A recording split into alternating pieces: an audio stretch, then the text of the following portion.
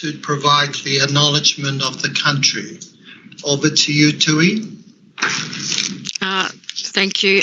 Kaya Wanju, so that's hi and welcome in Noongar language, where I'm from. I'm located in Naarm, Melbourne, Victoria, and I acknowledge that I'm on the traditional country of Wurundjeri and Bunurong people of the Kulin Nation. I acknowledge that my colleagues are also meeting at Barangaroo on the lands of Gadigal of the Eora Nation in Sydney.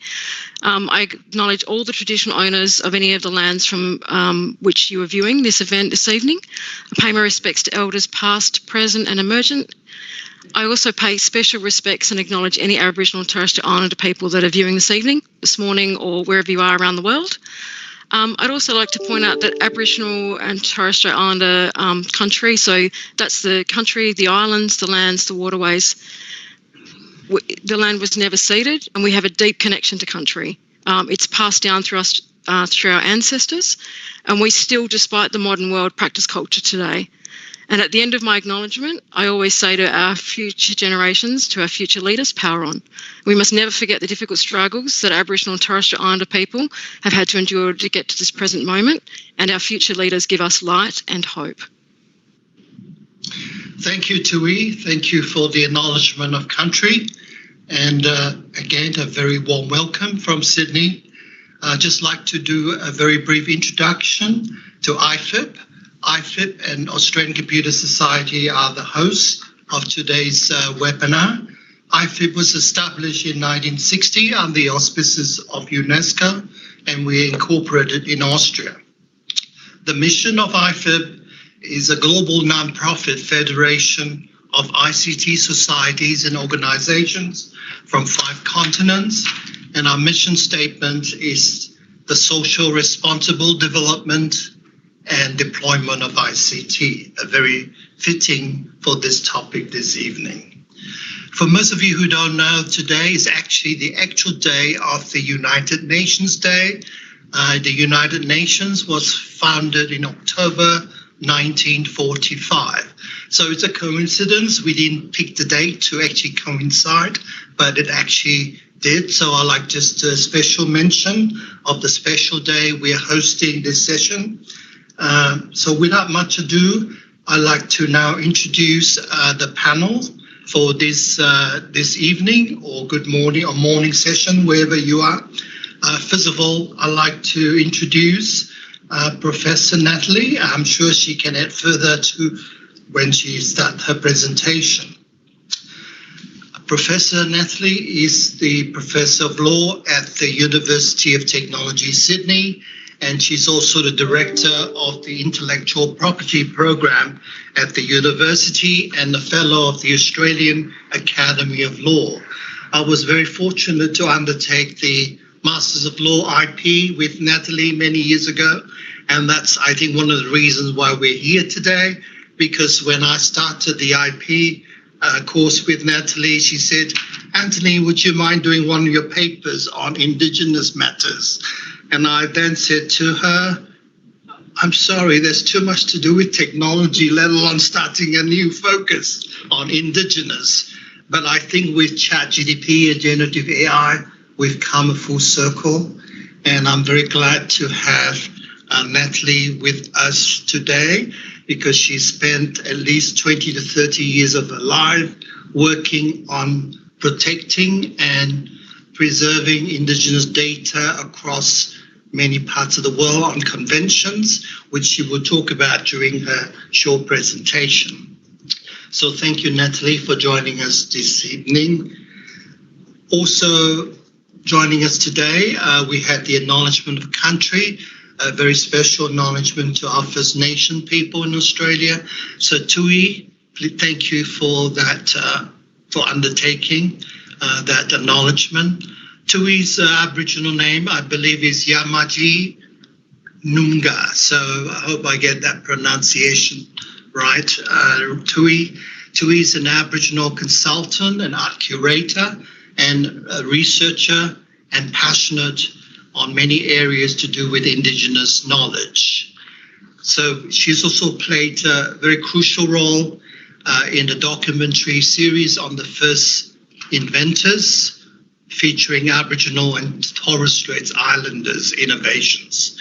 As an advisor, she collaborated with elders and traditional owners to ensure that Indigenous knowledge are protected and ensure that the film and the many areas of Indigenous data, which she will talk about shortly, are well, and she's very fitting to be with us today to talk about the next frontier, the application of generative AI, particularly ChatGPT, when it comes to use of Aboriginal data. So thank you, Toit, for joining us this evening from Melbourne, Victoria, Australia. Our third and last speaker is Jaco du Toit. I hope I got your surname correct. Jaco is from UNESCO. He's the chief of the Universal Access to Information and Digital Inclusion section at the Communication and Information sector at UNESCO. Jaco has been working in knowledge society development for many years on access to information laws, disability, and ICT technologies in education. So Jaco, thank you for joining us, and I'm sure you add to that very extensive CV that you have on your background working with UNESCO and the world on many issues on information. So ladies and gentlemen, these are the three panelists for this evening. Welcome again, and I'd like to call on Professor Natalie to start off with a 10-minute session on the introduction to this very important topic. Thank you so much, Anthony, for organising this in the first place and inviting me to speak here today. I'd like to first of all acknowledge the Gadigal people of the Eora Nation, upon whose lands we are actually beaming to you from, and acknowledge their elders both past and present, and recognising them as the holders of knowledge for this place. And given that we are talking about knowledge, it's very apt that we acknowledge them for this particular aspect. And I encourage you, those of you that are online with us today, to do the same thing for those of you who are around Australia, to acknowledge that the land upon which you're actually participating in this webinar from. So if we could perhaps share this, are we sharing the screen at the moment? Yes, indeed. Oh, good, fantastic, excellent. So I just might go to the first slide for myself. I'm going to be focusing on Indigenous knowledges and culture and how that relates to the issue of databases and AI. I'm, as Anthony explained, I'm from the University of Technology, Sydney, the law faculty there, where I run the Intellectual Property Program, which is a postgraduate program in intellectual property. It trains patent and trademark attorneys in both Australia and New Zealand, and it also provides postgraduate studies for those who are practicing lawyers at this point in time, and for those who are not practicing lawyers, for those who are actually engaged in managing IP in their organisations. I started the Indigenous Knowledge Forum as an opportunity for researchers from around the country to get together and discuss the whole question of Indigenous knowledge and how that can be protected in Australia. But when I started that with colleagues of mine, we actually focused on making it an international group. So in many ways, the people that are involved in our organisation and have participated in our organisation are representing Indigenous communities from around the world, and researchers who are dealing with this question from around the world. And you'll see I've provided you there with the website for all the work that we've been doing and the purpose of why we actually got together back in 2011. I might just start off with some background to why we're talking about this. Indigenous knowledges and culture cover a wide variety of aspects. We can think about issues relating to traditional medicines, knowledge about traditional medicines, traditional agricultural methods, different types of foods, agricultural expressions such as in the arts and the crafts, music, song, dance, And the list goes on. This is just a smattering of the sort of issues that will be covered by Indigenous knowledges and culture. And we've heard that Tui's involvement in looking at Indigenous inventions. Now, what has been happening for quite some time, and I'm talking about decades and centuries, is in fact misappropriation, exploitation by third parties of issues relating to those particular Indigenous knowledges and culture.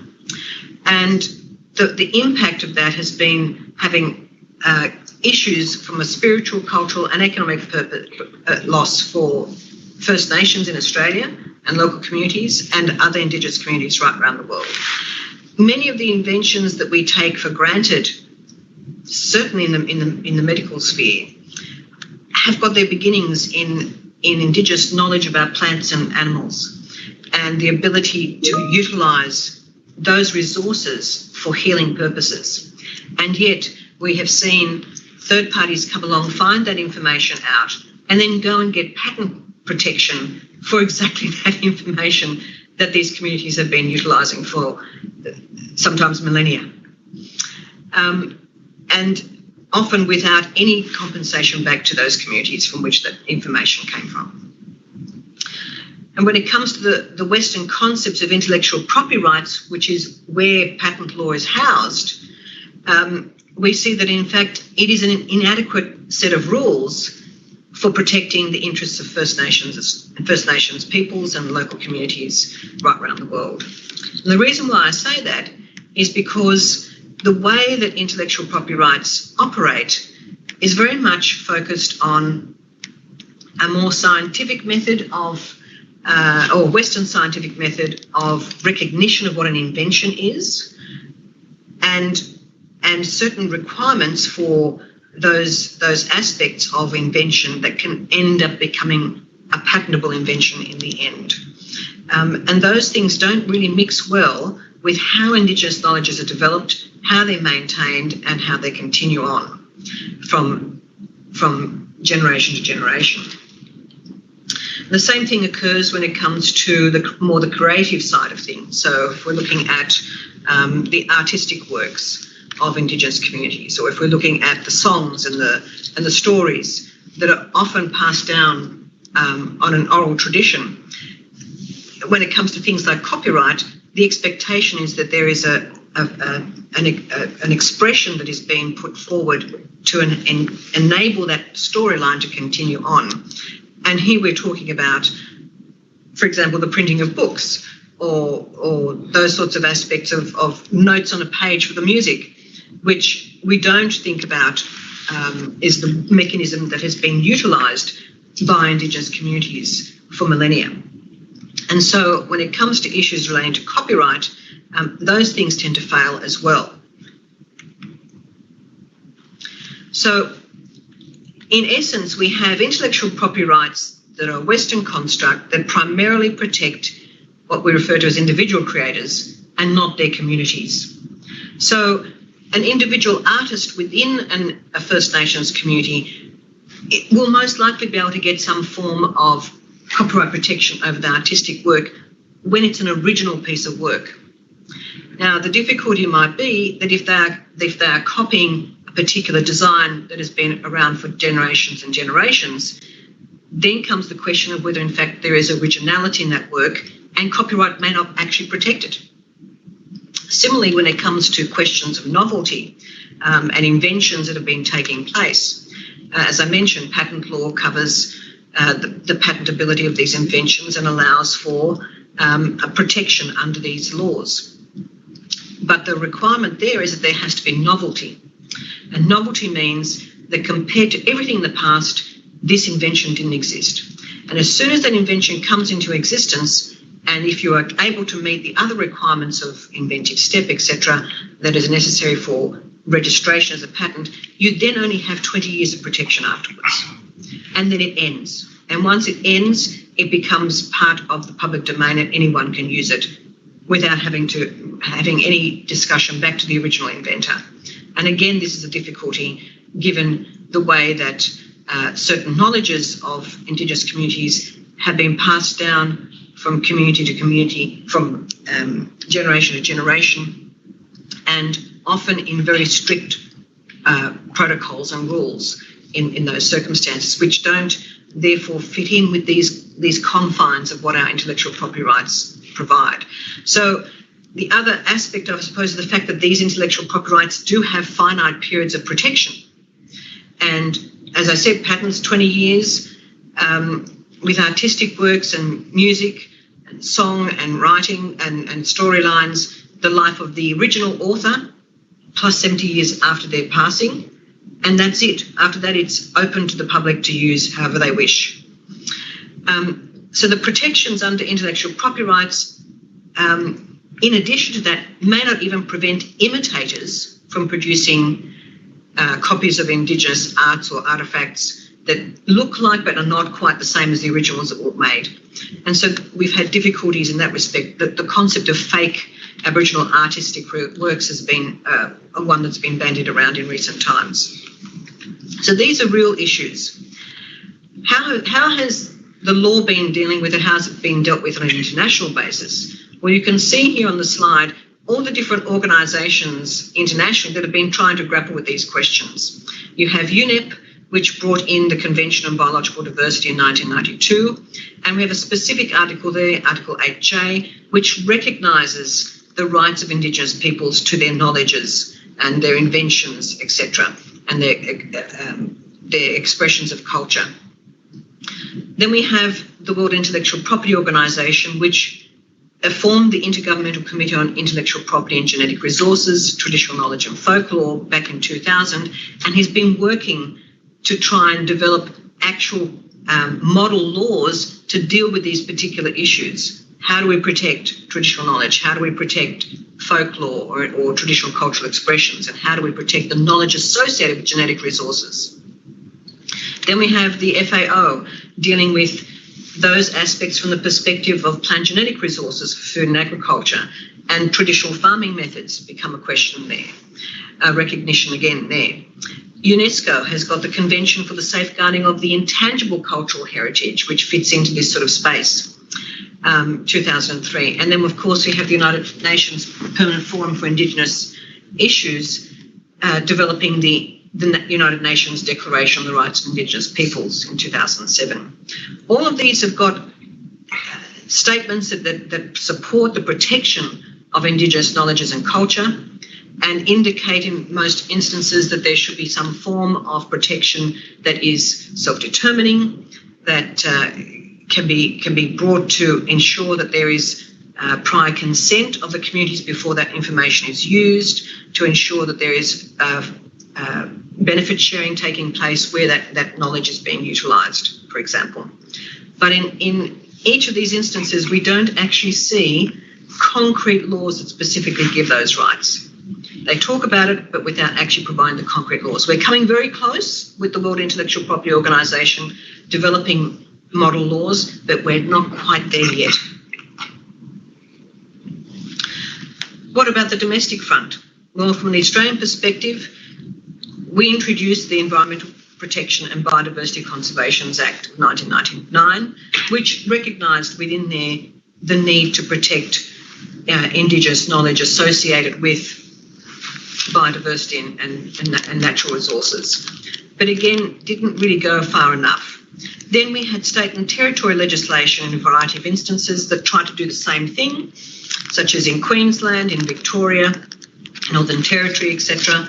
But once again, statements were made that, well, actually this is the form of intellectual property law, so therefore we can't write about that or make legislation about that, because that is the realm of the Commonwealth. Which then brings me to issues that related to that from the point of view of the cultural expressions that I mentioned beforehand, and particularly the digital economy, which is relevant to us in tonight's discussion, which came in a discussion paper and a report in 2013 by the Australian Law Reform Commission. But the interesting thing about that is the recognition that there is a potential for fair use of this material, again, in certain circumstances without having to actually get any confirmation from the communities whose work it is as to how it's going to be utilised or in what circumstances. And so there's been a push for many years, for the past 20 to 30 years now, for standalone legislation, what we refer to as sui generis legislation. And that has been certainly what the Indigenous Knowledge Forum has been pushing for many years, and has actually drafted potential legislation that could have been utilised from a New South Wales state point of view, and one that can actually stand up from a national perspective as well. And interestingly, we've had in very recent times 2 major organisations within the Commonwealth Government actually taking this all seriously for once. The Productivity Commission in 2022 came up with its report on Aboriginal and Torres Strait Islander visual arts and crafts and started to lean towards the idea of having standalone legislation.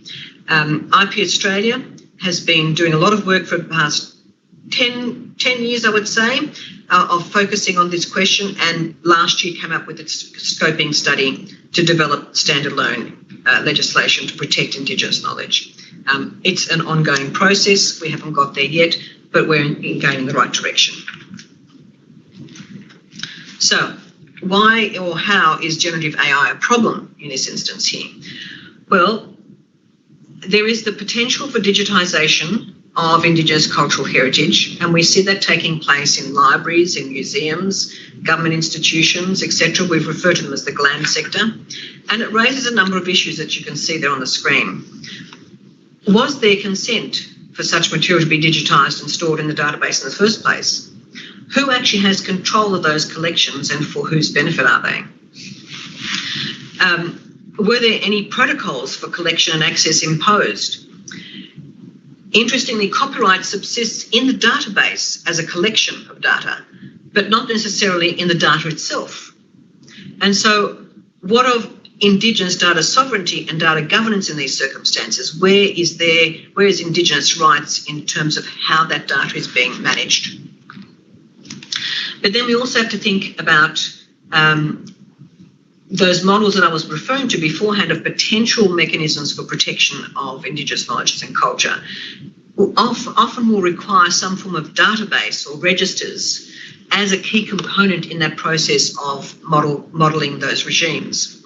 And so what happens is that we therefore then have databases of those knowledges and all those expressions, and they then become a question. So if AI has the ability to scrape data from all these different publicly available databases, then what recourse is there for Indigenous communities whose data it's being scraped? And so we need to have consideration being given to the legal architecture of such databases. And so a way forward might be, okay, so we know there needs to be a potential solution for free access to Indigenous data by generative AI.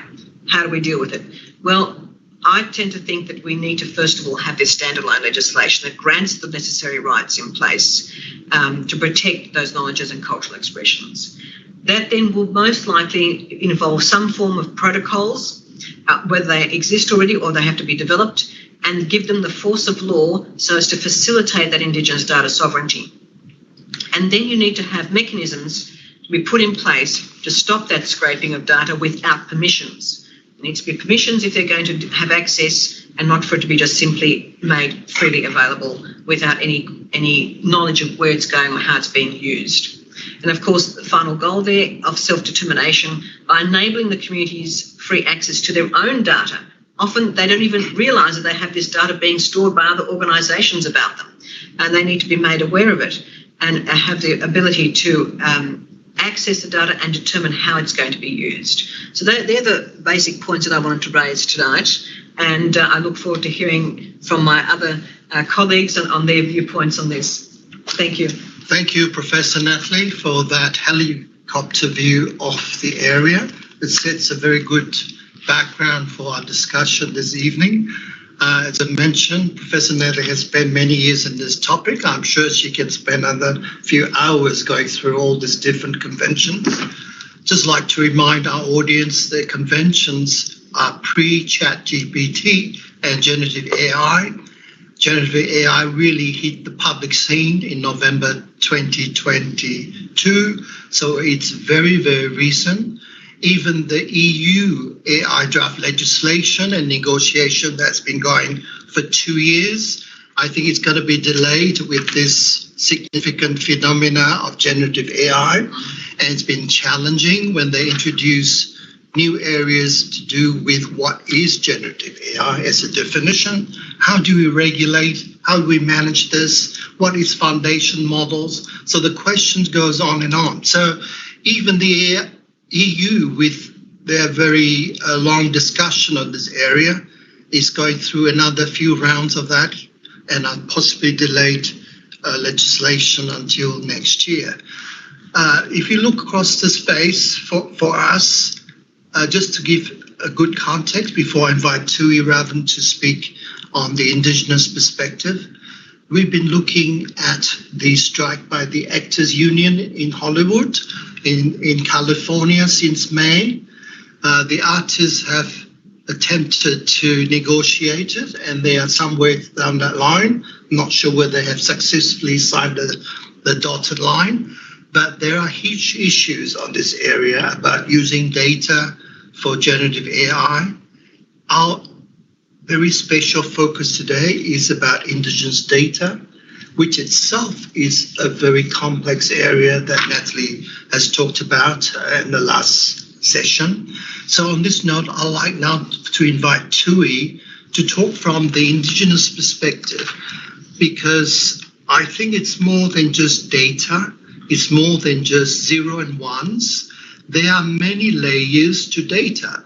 As we know, when we are taught in Computer Science 101, there are 4 layers: data, information, knowledge, and wisdom. As you go up to this pyramid, there are significant things that we need to acknowledge. And what I'd like today to draw from this panel and this discussion, what is in the data, which is more than data, which is worthy of protection, because there are some cultural perspective, some knowledge, some sacred knowledge, some sacred information in the Australian context, which could be peculiar to men as well as women. And it's not just to be taken as data, because they also have a spiritual significance on top of that. Recently, I was fortunate to be in Sarawak, Borneo, where I visited the newly opened Borneo Cultural Museum, where we were taken through an exhibition of the native people of Borneo. And I was traumatized by the very young tour guide who took us on this tour, when she said, this is the ancestors of this First Nation, this is their totem pole, this is their burial plot, this is their design for their First Nation people, and this is their knowledge, this is culture. And she said to us, but I wonder, what is the significance of spiritualism today? Why we still need to talk about spiritualism. And I think that's an important part which I'd like Tui to draw upon, because that's a very high-level dimension to the data that we in the Western world forget when we talk about using data. So on that note, Tui, over to you for your next session. Thank you, and thank you very much for that, Natalie. It was great to actually have an overview of what it looks like in a legal sense, and globally as well. So I'm Yamaji Noongar, and what that means is that the Yamaji bit is the cultural group from the Midwest, and Noongar means that's my family from the Southwest. We're 5 generations stolen, and we also have a First Nations Canadian member in there who's also stolen. We refer to my family as the Wallis, Farrells, Edwards group, from Geraldton, and we do that because the Wally family from the southwest of WA is quite large, so we like to actually tell everyone where we're located. My great-grandmother Mary Mercy Wally had 2 husbands, not at the same time. Her first husband was Teddy Edwards, or Henry Edwards, he was my great-grandfather, and her other one was Pop Farrell, and I don't actually know what Pop's name was. Then my great-grandmother was Julia Wally, her last name was Reese. She was born in 1881 and passed away in 1967. Her mother was Nancy Bangalan, birth date unknown, born in but died in 1918. And Julia's father, who was Edward Rees, was born in 1825 and passed away in 1885. He was the First Nations Canadian person who was brought under, sort of like under the scheme of just taking children off the streets through the Commonwealth countries and sort of dropping them elsewhere. So it's interesting that we've got a stolen generation from Australia and a stolen generation from Canada. So my ancestors from the early settlement of Western Australia are Kungayat, Mulyat, Tundorp, Walbanga, Jittabul and Mingaloo. And the WA's settlement of the British occurred in, the first settlement was 1827 in Kingaling, which is also Albany in the southwest, on the south coast, and in 1829 in Boorloo, which is Perth, which is Wajak Budja. Wajak is the Noongar nation and Budja means country, on the banks of the Darabul Yarragon, which is the Swan River. So that was the Swan River colony. So there's a reason I start with my family. All of my knowledge that I have is connected to my kinship system, and we also like to figure out who we're connected to. And it's also, if you want to verify who I am, you can go and ask. It's like an inbuilt integrity mechanism. You can check who I am, go and ask. Everyone will know who, talk to her or don't talk to her. It's a really good way to sort of, check who everyone is. And another reason that we like to do that is because of the legacy of the stolen generations. Many of us don't know who our family members are, so we have to rebuild that kinship system in a very sort of contemporary way. But the rules still apply to us. Our knowledge system is still tied to our kinship system. There's rules that govern how we interact with one another, and it's linked back through deep time in Western Australia, or in all of Australia actually, with Aboriginal and Torres Strait Islander communities. So this we refer to in Noongar language is called Corndam, and Western and Desert communities, they use the word Jukapa. I learnt the word Jukapa first because I had more connections, cultural connections through that country. So one of the things about learning Indigenous knowledges is that if you don't show that you care for your culture, you're prohibited from learning any secret and sacred knowledge related to Corndam or Jukapa. So if I'm unwilling to grow and if I'm not mature enough to protect knowledge, I'm prohibited from learning it. Also show that if you also show that you're not going to hold any responsibility of any sort for your community, you're also prohibited from actually learning anything in relation to secret and sacred knowledge, or even the basics before you start the secret and sacred knowledge. That's part of what we consider our law. So I'm going to kind of describe what Indigenous knowledge is, and I'm going to use a linguistics way of doing it. And so in linguistics, there's the concept of animacy. It's a state of being alive and inanimate, and which is a grammatical and semantic feature in language.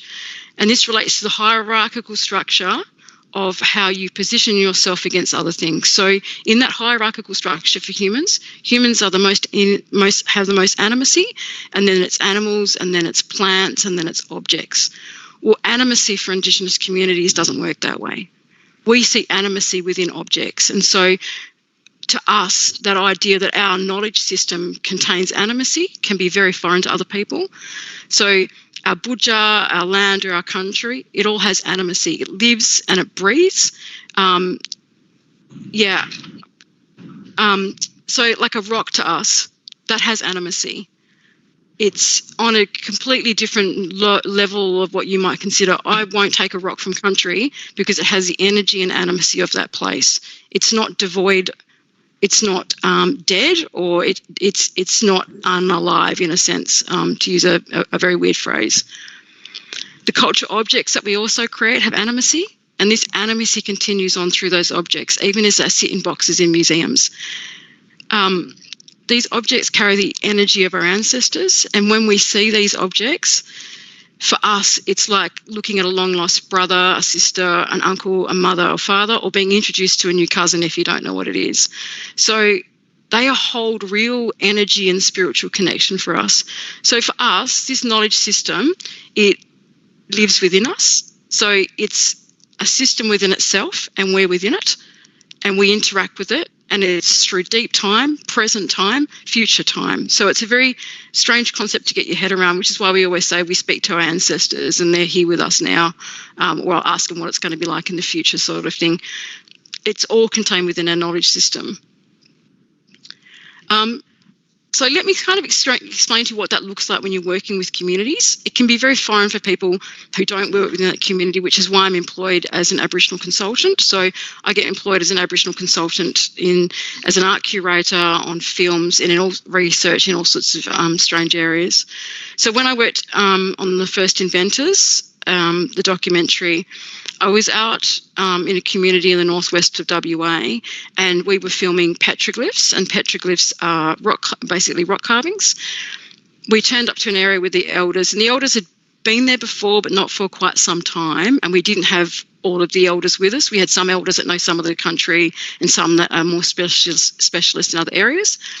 We were walking up this gorge. We had the camera crew with us, and one of the elders, who's male, just turned around and says, "No, we've got to go. Someone telling us we can't go up there." So I just told the camera crew that we had to turn around, turn your cameras off and turn around, and we left. And then later on he said to me, we couldn't go up there because there was a woman's marking that said we can't go there. So I just explained to the camera crew, we can't go there. Another thing that we couldn't do was film any of the humanoid figures. Those are markings that are meant for particular reasons. We did work with the traditional owners to understand that sometimes when we were filming some of the close-up shots with talking with people, that those markings may be in the background, and that we would work with them after we'd done the editing process, and that we would blur out those areas. Instead of blurring out those areas, the editors and the production company decided to not have those shots in it, which actually was a way better outcome than I could have anticipated. Even though the traditional owners said it would be okay to do that, the final shot was actually way better. Another thing is, when I was working on the project, is a completely different project. So I worked for the State Library of Western Australia on a project which was sort of about, I'll tell you what they thought it was about. It was about Indigenous perspectives of exploration history. What it was actually about was about a non-Indigenous person walking through Indigenous country. And that's how I viewed that project. Part of that project was remote travel. It was in the central and western desert region of Western Australia, and we travelled with 4 traditional owners. So we took lots and lots of videos, lots of drone footage, audio. We filmed for a couple of days. After the trip, I curated an exhibition with photographs and drone and video. My role in this as a project coordinator, as an art curator, is to ensure that Indigenous knowledge is actually protected. And so what that looked like is, as during part of that trip, we butchered, I wouldn't say we, the men butchered a kangaroo, which is men's business, and a few of the men filmed that process and took some photographs. I was there for it. I didn't watch the full butchering. And then the women, and I say women as a gender, not like there was a man there who had been placed into the women's gender. We went away and did the women's stuff on the kangaroo. We had thought that we might want to show that within the exhibition, so we went and spoke to the traditional owner. My colleague and I drove 940 kilometres, which is about 10 hours and 30 minutes, for a 30-minute meeting. That was so that we could actually sit down and understand if we could use photographs or not. The only photographs that he would let us use to contextualise the idea of getting bush food was a camp oven, where you could just see a little bit of the kangaroo in it, you couldn't see any part of the body. Now, he never explained to me why it was men's business. He never did any of those things, and I never asked. I respected his wishes. I also made sure that when I got back to Perth or Boorloo, that those images were protected. They said male only, and the library had to then work with their staff to understand that those images should not only be available for male viewers. I also had to work with the graphic designer. So with the graphic designer, when we did the catalogues, I explained to her that once all the catalogues had been created, they were only going to be in hard copy, and all the digital copies of everything would be destroyed. Everything. So there was nothing of it online. It was the only way to protect this information, which involved, it didn't have the butchering of the kangaroo, but it had information that's theirs. It's their cultural heritage. They should be able to actually control it. And I'd explained to them, if this information is online, we will never be able to protect it. The only way that I can guarantee to you that we can protect it is to put it into a hard copy catalogue and give those catalogues back to the community. So that's what we did with that information. I've been really fortunate in that I've actually worked at the Burnt Museum of Anthropology at the University of Western Australia. So one of the other issues in relation to looking at Indigenous knowledge is description practices. and understanding the cultural significance of the collection. So the Burnt Museum of Anthropology is a very unique collection in that most of it, a large portion of it, was collected by Ronald Catherine Burnt, anthropologist, sociologist that worked from the 1940s up until the 90s, I think. So the materials that they collected had been very well described, and so we knew what was within the collection. The staff that work within that collection work in a way that is protective of cultural knowledge. The men's objects are contained in an area that only men can view, and the women's objects are only contained in an area that women can view those objects. Even when an object's brought into the collection, so an Indigenous community may want to put an item into the collection. If it's particularly men's business, they'll have a male curator to look at that, decide what it is, describe it, and then put it within the collection. You will never find a female walking anywhere near where the secret and sacred male stuff is. I walked into the collections, and even being from across the room was too close for me. The energy that those materials hold is just something that I don't want to be around. So this idea that things don't have any energy to it is really foreign to me. So about that, and then about description practices. So I wrote the guidelines for First Nation collection description practices for the Australian Library and Archive sector. It's due out in November. And so they're intended to do a couple of things. They're supposed to make Aboriginal and Torres Strait Islander objects and materials more discoverable. And the reason for that is there's so much of our cultural heritage and our materials within colonial collecting institutions. And a lot of people use it for cultural revitalisation. We also, some people want to take that back to country. That's where some of that stuff belongs back at country. It's missing home. It's making it unsafe, culturally unsafe for communities to have it contained there. Some communities also want to leave them within those collections for good reason, because they're protected. The guidelines also do two other things. They assist library and archive information staff to actually undo that descriptive practices, describe the materials, and then the other one is that we obviously want the rest of the sector to know. So these practices are already in place, but sometimes library users don't know why a new category might come up. So something like what we call an Auslan code might be implemented. So Auslan codes are what's the Australian Institute of Aboriginal and Torres Strait Islander Studies. They have a thesaurus. They've got 3 of them, which are subject headings, place names, and I'm going to forget the third one, I always do. And it's to help locate items in a library sense, which is it's called a controlled vocabulary. So the guidelines is a way. It's interesting when I was writing it. The difficulty I think for some people is that Indigenous knowledge systems are so different, and we've sort of got to cram them into this tiny little space and stick them into a database.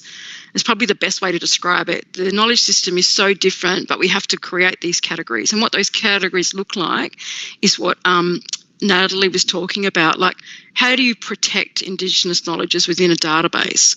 How do you describe it in a way that is also has all this background stuff? So yes, you can have an access protocol which protects that information, but you have to describe within the database that item is actually protected. So the guidelines relate to Indigenous culture, intellectual property, and it's how to add things into the database that can help protect those sorts of things. So it has things like ownership and custodianship, and understanding how ownership and custodianship differ from a legal sense to a cultural sense. So ownership could be that somebody has donated that item and they're the owner, they're technically the owner, but in an Indigenous sense, they're actually the custodian.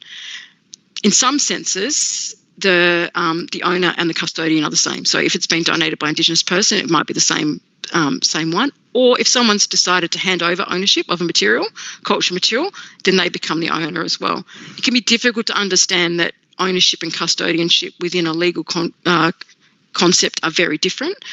How do you protect people's knowledge when they don't own it? And that's what's really difficult in this space.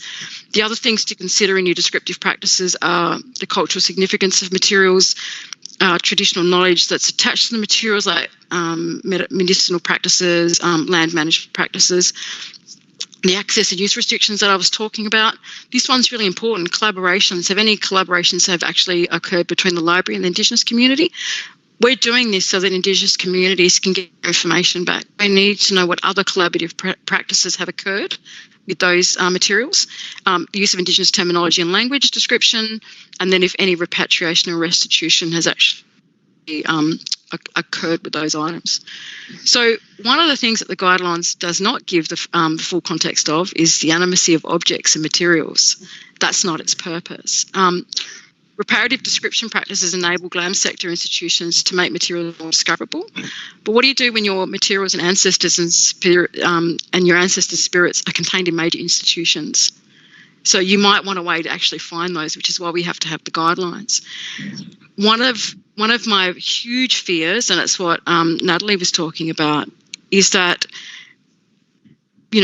mining data is big business. If there aren't gates put around the data, anyone can go through and scrape that data and find anything. Up until recently, we haven't described Indigenous materials. They've got, you need an archive. You might not even know they exist because it's been donated by, explorer John Forrest, and then you don't know what the Indigenous groups are that he might have taken information from. If we go through this process of doing descriptive practices, we leave ourselves open to actually having that information mined, which is quite scary. And for us, it's like our markings, our stories, our histories are contained in the information and data, and we should know where it's going. We ought to know where it's going with generative AI.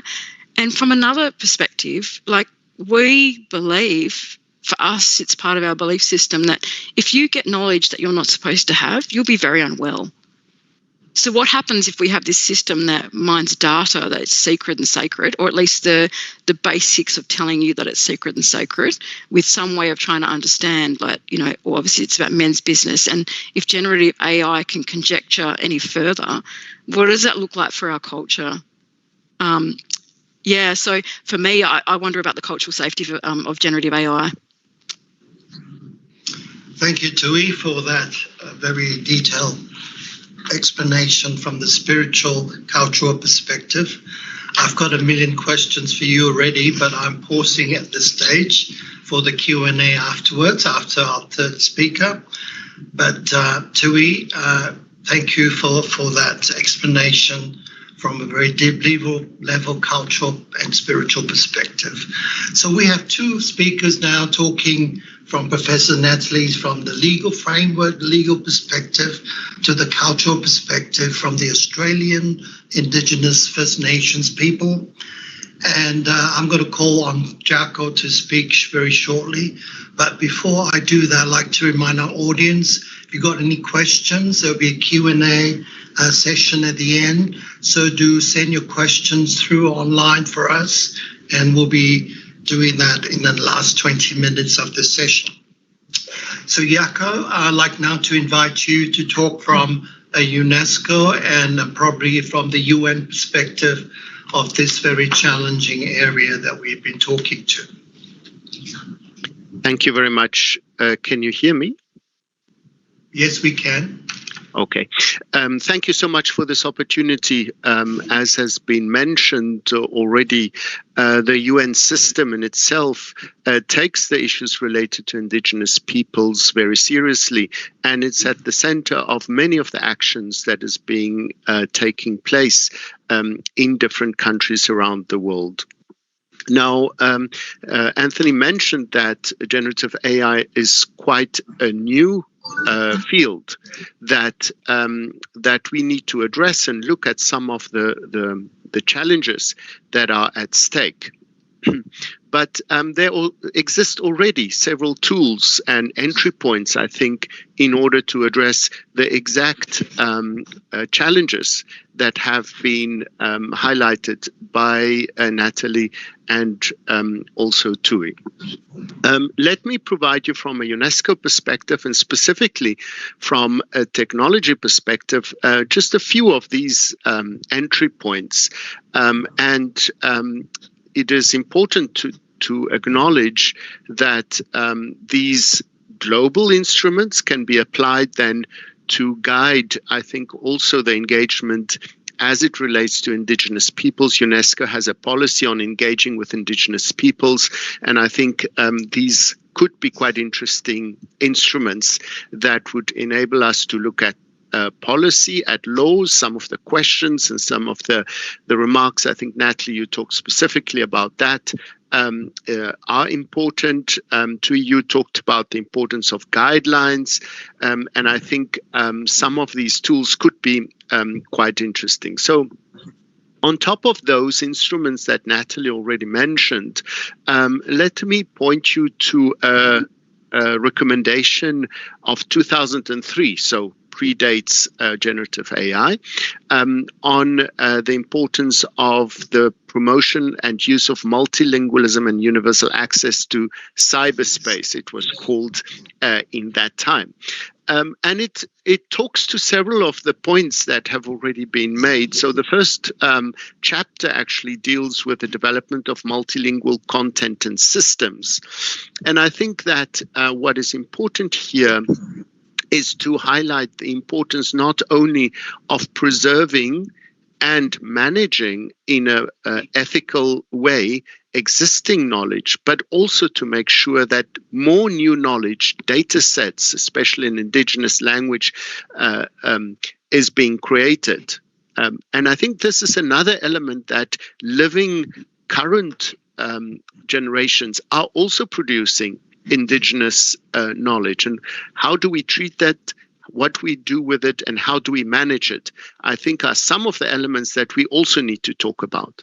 Secondly, it talks about a whole set of elements related to the facilitation of access to networks and systems.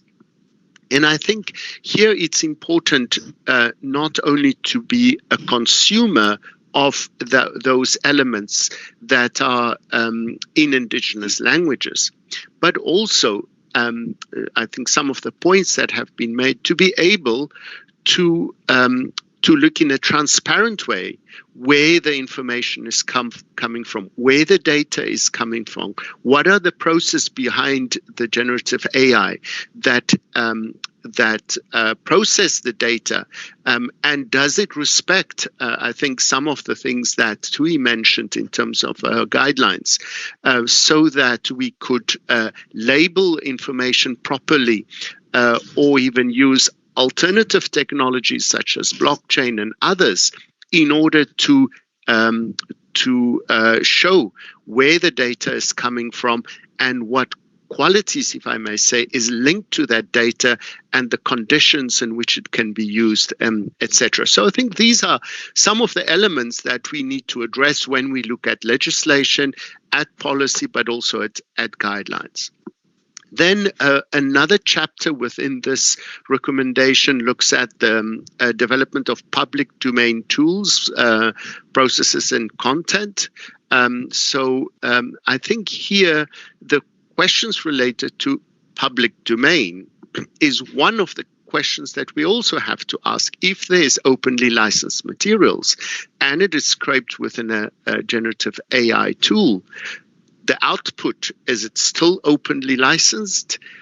Can one use openly licensed materials and Indigenous language and proprietary data sets at the same time? What are some of the issues that we need to address in a new environment where we have this mixture of different types of information and data? And I think some elements are being provided there. And then lastly, to reaffirm the equitable balance and stakeholder engagement. And I think, Toit, you mentioned the importance of involving, I think, also Indigenous leaders and community members and different voices within these processes.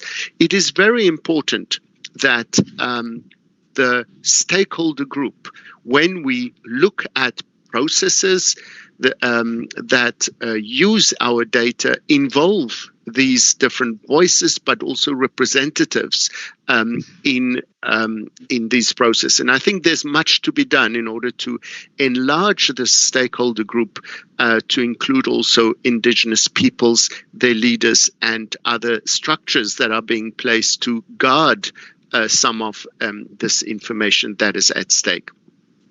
So following this recommendation, I think the World Summit on Information Society also promote some very important recommendations and advocates for, of course, the promotion of linguistic diversity and the environment in which it operates, and to use new technologies within that environment, but also to support the existence specifically of Indigenous languages and the systems that are in place. Secondly, to look at the importance of digital inclusion, to create the new content applications, to bridge the digital divide. So if Indigenous peoples can not only access that information, but that there are also tools that are being used in order to safeguard it. Many initiatives exist to label data, to put some ethical guidelines in place as we relate to the use of data. And I think those are some of the elements that we would like to promote. And then lastly, to address the capacity gaps to empower Indigenous communities in the use of new technologies. And I think here we should not ignore that the fact that there are capacity gaps in terms of skills, in terms of infrastructure, and several other ways that need to be addressed when we want to promote this multilingualism, especially as it relates to Indigenous peoples in cyberspace. So that's one of the instruments that I just wanted to highlight. Natalie mentioned some others. I also want to mention just very briefly that there's a recent recommendation on ethics of artificial intelligence that highlight the importance of the respect of diversity and inclusiveness, that highlights the importance of justice and interconnectedness when we look at AI, non-discrimination and fairness, and of course the multi-stakeholder element that needs to be taken into place. Taken into account, this is pre-generative AI, of course, but I think these principles are very much also at the heart of what we are talking about. I would like to stop just by mentioning also an opportunity, which is a huge opportunity in my view. As we started the International Decade for Indigenous Language,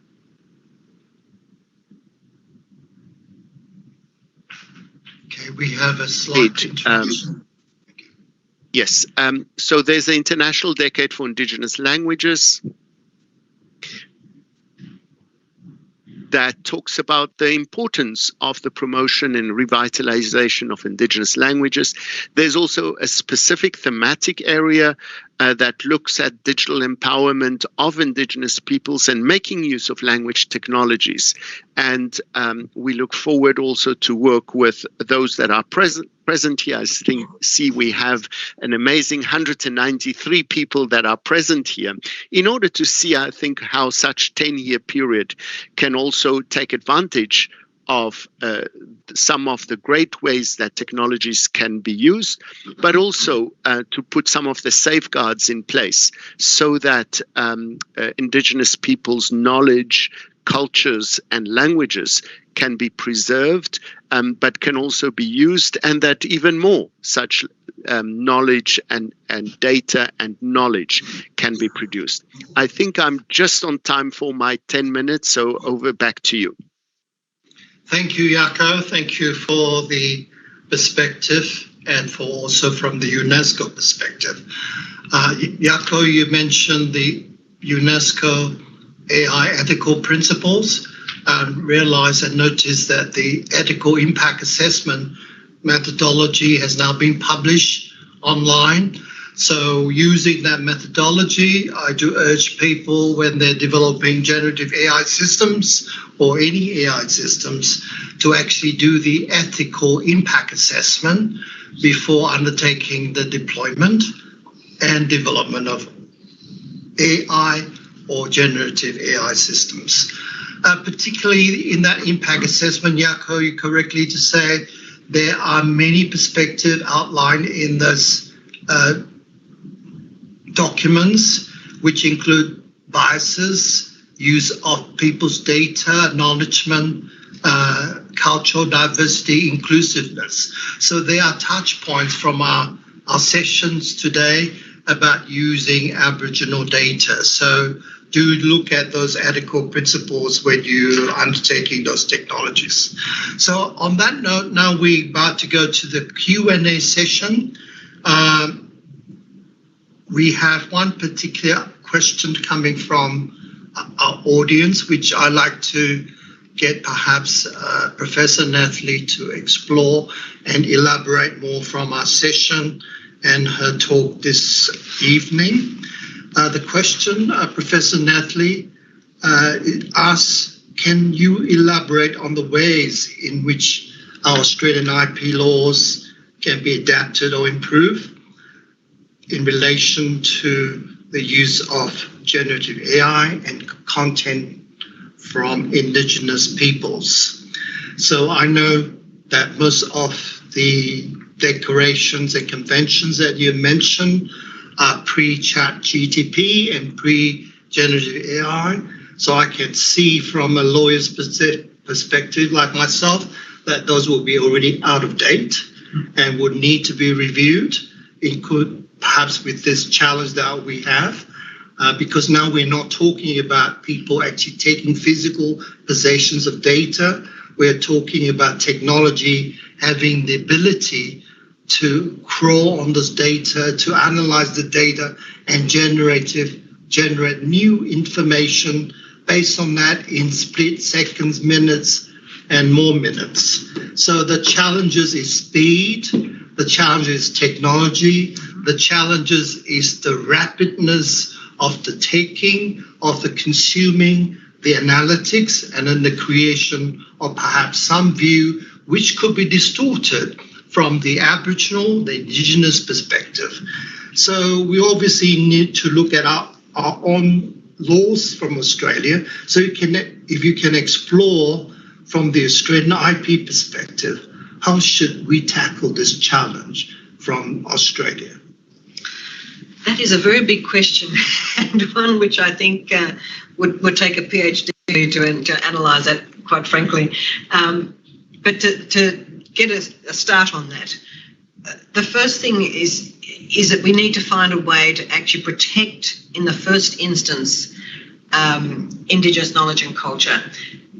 Our current forms of intellectual property rights actually do not adequately do so. So we can't even address the issue of AI in this context until we've in fact protected the Indigenous knowledge and culture under our intellectual property laws.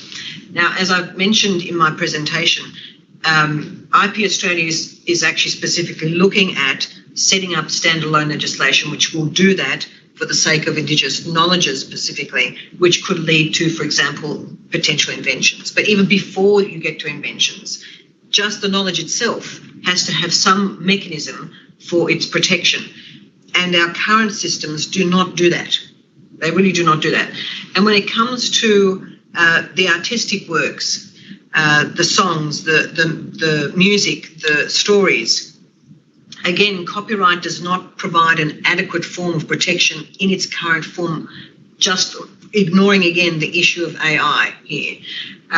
So we need to first deal with those aspects, and that can come under a sui generis form of legislation, which I think is effectively what the Productivity Commission is talking about, finding ways to protect Indigenous arts and crafts in a way that enables it to be set aside from the problem that we have with copyright is that you cannot protect a style. Okay, otherwise we wouldn't have artistic styles that are recognised around the world that anyone can engage in, and that's the difficulty. The copyright does not protect a style. So therefore, if you were to try and protect different styles of artistic works from different communities, you actually cannot under copyright. It is only designed to protect the actual work itself and any copies that are made or that are similar to it. So can I pause you there? right now there are quite a number of litigation in the US, particularly on that point, trying to protect from the use of data to generate more of the style of a particular artist, author, or even the likeness of an actor for future movies. So looking at this limitation, Professor Natalie, should we look at our laws today, perhaps look at fundamentally what our IP laws are about today in this new age of technology, new age of ChatGPT? Are the fundamentals still correct, or should we look at new ways of protecting those IPs? Well, it's served us very well for quite some time, I must confess, when you're looking at, let's focus on the copyright, okay? There is this question of originality, okay? And there's an obligation to be able to get copyright protection has to be a human being that has actually produced it. So the originality aspect, the human aspect are there in newly created works. When it comes to looking at Indigenous knowledge or Indigenous artefacts that are thousands of years old, copyright will not protect it. Copyright will protect the photograph that is made of it.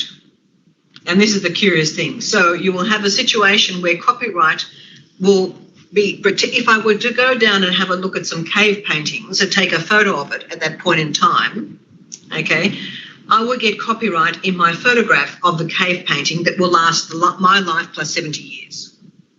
And no one else can actually make a copy of that without infringing my copyright in that photograph. But what of the fact that I'm taking a photograph of a cave painting that has lasted there for 10,000 years?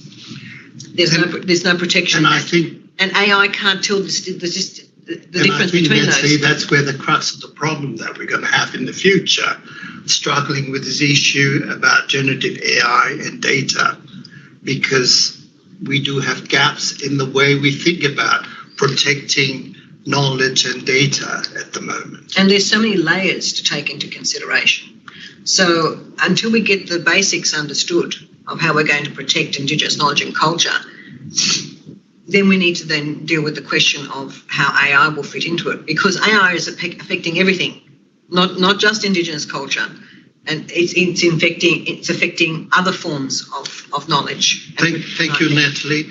I'm going to ask Toit now to further explore this thread of thought and conversation with the Indigenous data. But Toit, if you've got a dimension on what we've just started on this question and answers. I think in some sense we're a little bit behind the eight ball. We're only just at the moment in our major institutions grappling with Indigenous culture, intellectual property rights and protecting knowledge. And the major institutions in Australia are only just grappling with that. So only in the last 2 to 5 years have these major institutions brought out these policies. And they're goodwill gestures. There's no other way to describe it. As Natalie's described, it's not protected in any sense, in any legal sense. We're relying on the goodwill of organisations and institutions to protect our knowledge on our behalf. It's not protected by copyright unless it involves an individual. So you have this very complex situation where you've got individuals that create stuff whose some of their work may be protected within an organisation, but their cultural heritage is not protected. So it's this split sort of looking at the way that data is actually protected in general. The other thing for me is it doesn't, as Natalie's pointed out, it doesn't actually protect the way that we see our information. We don't see our information as existing at one point in time. The way that we look at our knowledge and our information and the things that we create, they existed before us and they're going to exist for millennia after us. For us, it's the whole pipeline that needs to be protected. And I guess that's really difficult to understand if you live in a situation where we go, this is the point in time and we copyright just that. And we created it at this point in time and copyright makes it because it's been created by a human at this point in time. Well, we consider that in creating an object, our ancestors have created it, and in us in using it and being involved with it, we also recreate it. It's part of our knowledge system. We have to use it as part of the way that we interact with our law. That's LORE and law. So just in general, in terms of even without generative AI, the way that we see knowledge and information is very different. So how do you protect in a framework that it still hasn't even caught up to the basics of how we view information? Now we're expecting everyone to sort of get that and put it into a system that it hasn't even caught up to the other bit yet. It's probably the best way of describing it. I'd like to ask a very provocative question at this stage. If we can't protect this Indigenous data at this stage sufficiently with this emerging technology, should we say to people, maybe you should stop thinking of digitizing your collection unless you have put sufficient safeguards to protect those things worthy of protection from your perspective as a First Nation people? Is that the right question? Or should we say to technologies, we need to use technology like blockchain and things to protect those data with the sufficient security so that only the people who have the right background and credential, as you mentioned in your talk, have access to that information. So what is the balance? Because one of the questions been posed by the audience is, what is this balance? We need AI. AI can provide many benefits. It could help preserve languages, including Indigenous languages. And I noticed that UNESCO the year before at WSIS in Geneva had a whole session on protecting Indigenous languages, even including holograms and virtual reality of elders of First Nations people around the world worthy of protecting. So on one hand, we're using technology for protection and preserving, yet on the other hand, we have new technology like generative AI taking those data for new things that we have not consented to. So Tui, what is the right balance? I know you're not speaking for the whole of the First Nations in Australia. What is your perspective? Because now you're crafting that guideline, which it sounds like a very important document to guide us to this next stage. I think that two things. One is there is a difference between AI and generative AI, and I think people forget that. And so AI is already employed. There's an Indigenous community in Queensland, and sorry if I don't know exactly where it is, but they're actually using generative AI to actually map their paintings, cave paintings, I think. And so AI is used. There's a difference between using AI technology for protection and use for your community and generative AI, which creates a new product. So the AI is being used to say this is this sort of, so you might, put into the database for the AI 100 images that look like it's this particular cultural object. So when they go out into the landscape, the AI can predict what it is. They can locate that marker, say where it is and whether it needs to be protected or not within the landscape. That's different to generative AI. Generative AI just uses this information in this open sort of, as in anyone owns it. And so it's the whole information about I've given up my copyright, anyone can use it, I don't care how you use it. And that's where it becomes difficult. Like as Jaco was talking about, with blockchain technology. And I think of it, and it's kind of strange, I think of it as, at one point in history, and I don't know if they still do it, really rich people with really expensive cars used to get the paint with the microdots in it. And if anyone, and the whole car was sprayed with it. So if anyone stole a piece off that car, they knew exactly where it came from. And it's like we need these microdots within the data to describe exactly where it came from. So if somebody replicates it, we know exactly where that came from. And we can say, you've actually used that in a way that's actually not appropriate. So we can do, society ourselves can do the checks and balances to go, that's not appropriate.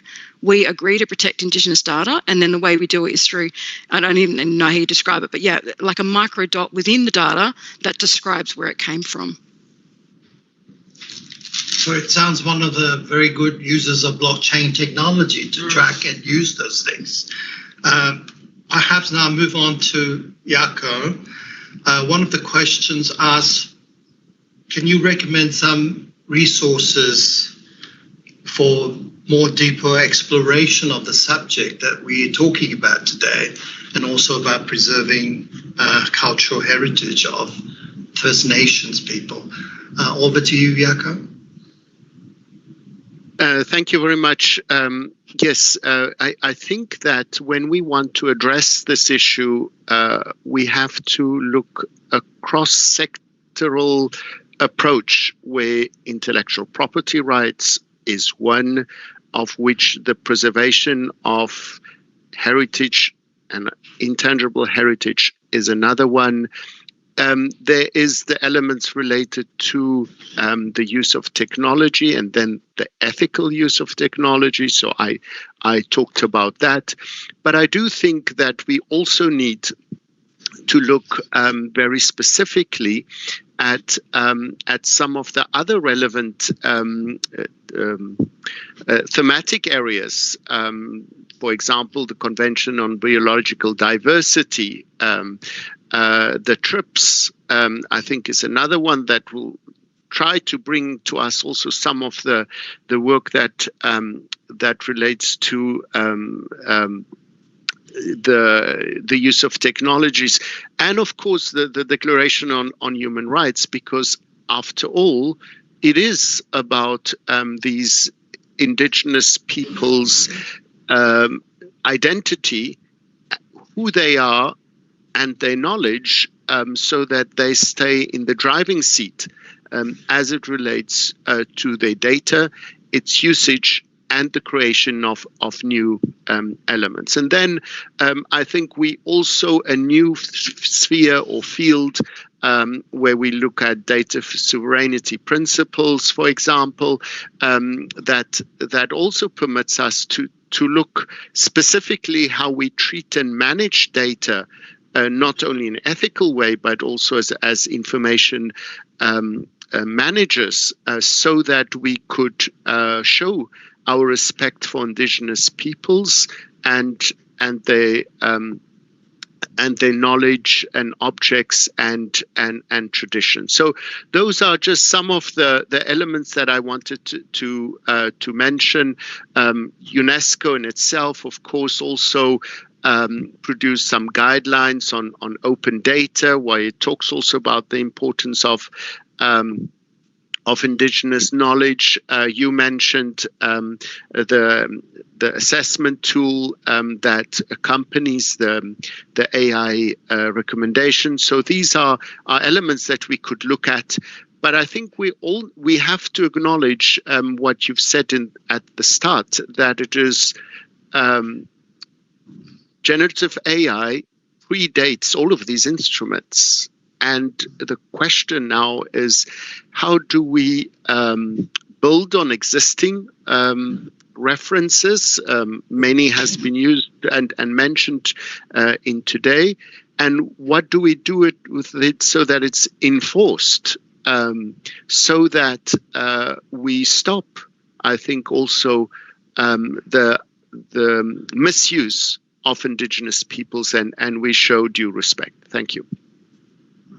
Thank you, Jaco. Before I point back to Natalie, just on the resources thing, WIPO, the World Intellectual Property Organization, had a session on generative AI and content in late September. So if you do, for members of the audience, type WIPO, generative AI and content, you'll be able to get a recording of their 2-day session, which is online, and that will give you a perspective from the content and generative AI perspective, but obviously not from the complexity of the Indigenous First Nation perspective.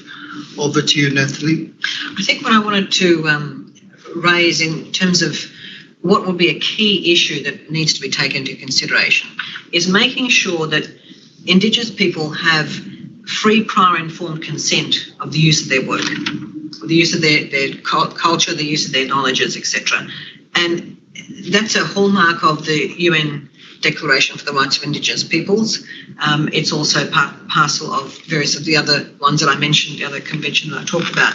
So if we have that as a central element to any developments in the intellectual property space or sui generis legislation, whatever it might be, then we're at least on the right track, because we're then providing a mechanism which enables the communities to be self-determined in that respect and to be in charge of how that data is going to be used. So that the idea of data sovereignty, etc.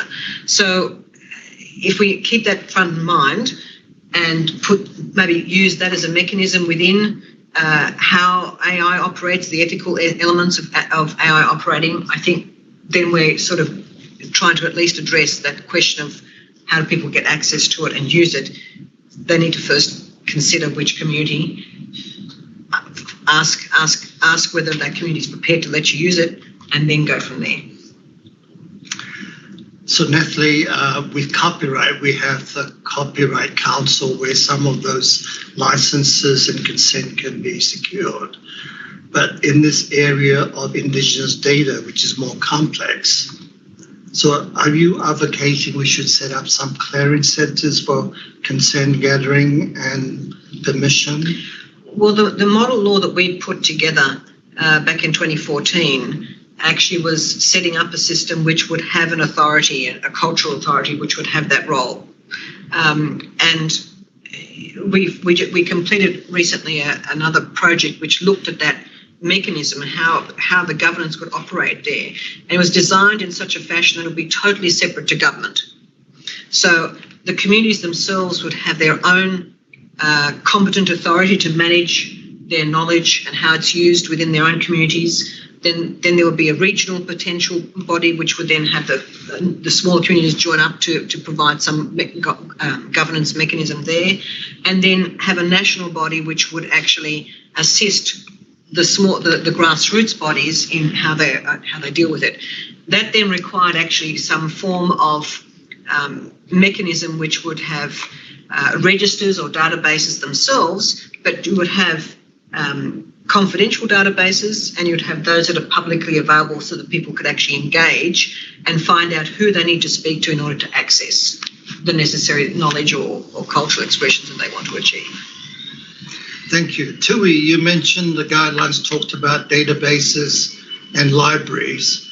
How are you envisaging this new challenge in terms of securing permission and consent for use of some of the materials that you had in mind? So what the guidelines do is only relate to the reparative description practices. What they don't do is all the other work.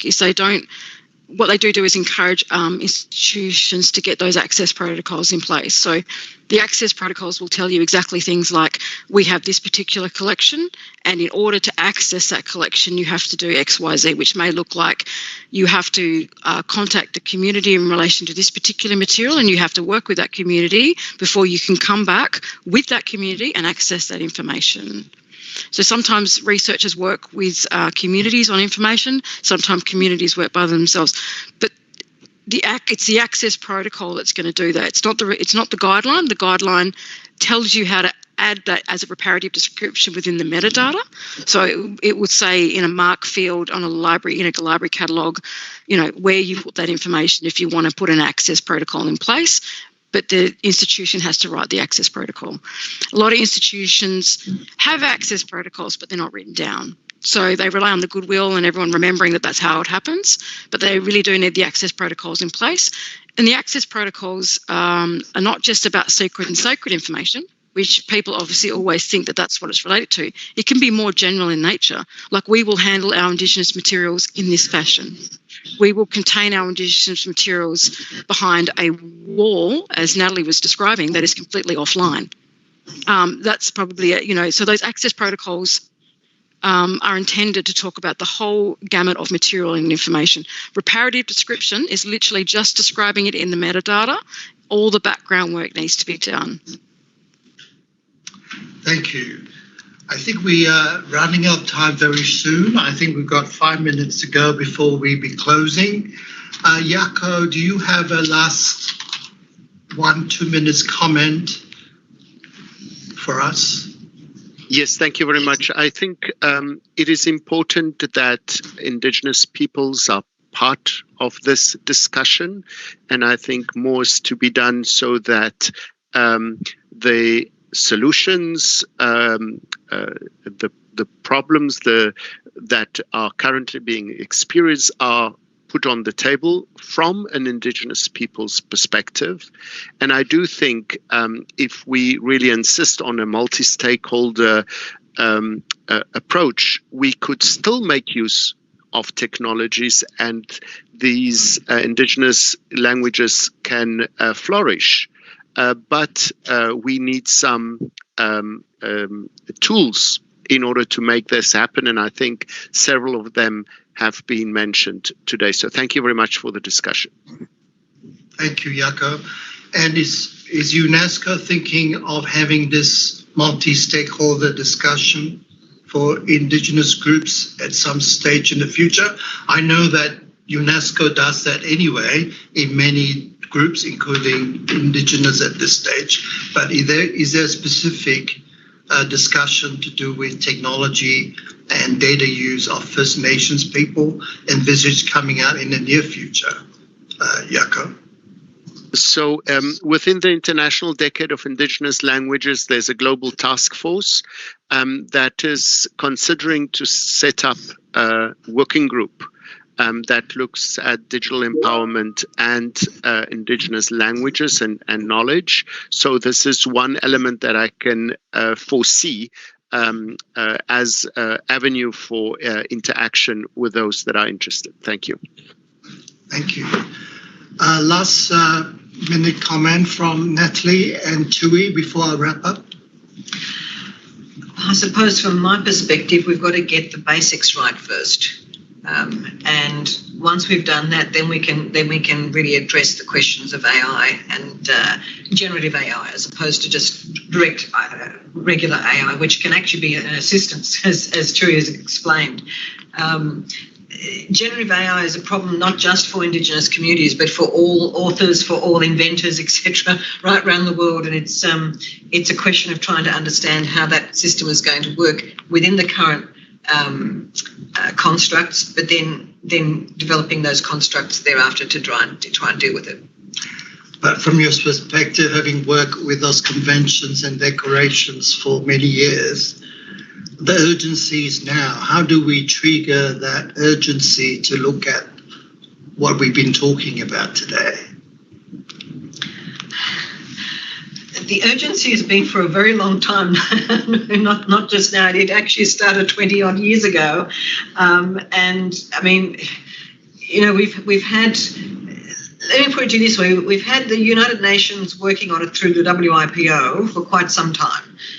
We are only now getting very, very close to model forms of law that are acceptable on a global basis. However, our own research has shown that individual countries have taken the bull by the horns and introduced their own legislation themselves in versions that suit them and address the issues that they're experiencing. So the question then becomes one of it becomes national action at this point in time, and I think we're on the way. It's just that I think we need to be finalising the national action as soon as we can. Thank you. Do we one last minute comment before wrap up? I just want to echo what Natalie said. This has been a long process. It's been going for a long time, and I think working with Indigenous culture, intellectual property rights, and getting that better down is what's going to help us with the generative AI space, not just for Indigenous people, but because so much work has been done in that space, it may actually help us inform for all the other authors who feel like their work is being, stolen or it's been mined for, in big data. Thank you, Tui. And before I wrap up, I'd just like to acknowledge and thank the Australian Computer Society ACS staff, particularly Eleanor and Joyce, and the chair of the New South Wales branch, Helen McHugh, who's online. Thank you for this opportunity of hosting us for this very complex, interesting, challenging topic, which I hope from this session to start something new, a new series to explore, in addition to the Australian perspective, perhaps the Maori perspective, the Hawaiian the South African, the Borneo Natives people perspective about their challenges going forward on how their cultural knowledge and data will probably be used by generative AI, ChatGPT, and foundation models going forward, and how they should have the right to look at protection, consent, and permission before those data are being used. So on that note, we've gone past 7:30 Sydney time. So on that note, thank you for joining us, particularly us from Sydney and from many places around the world. Good morning, good night, good evening, and a very good day to all of you. And thank you. Please join with me to thank all our panelists for this very interesting and very complex and challenging session. Thank you and good night from Sydney.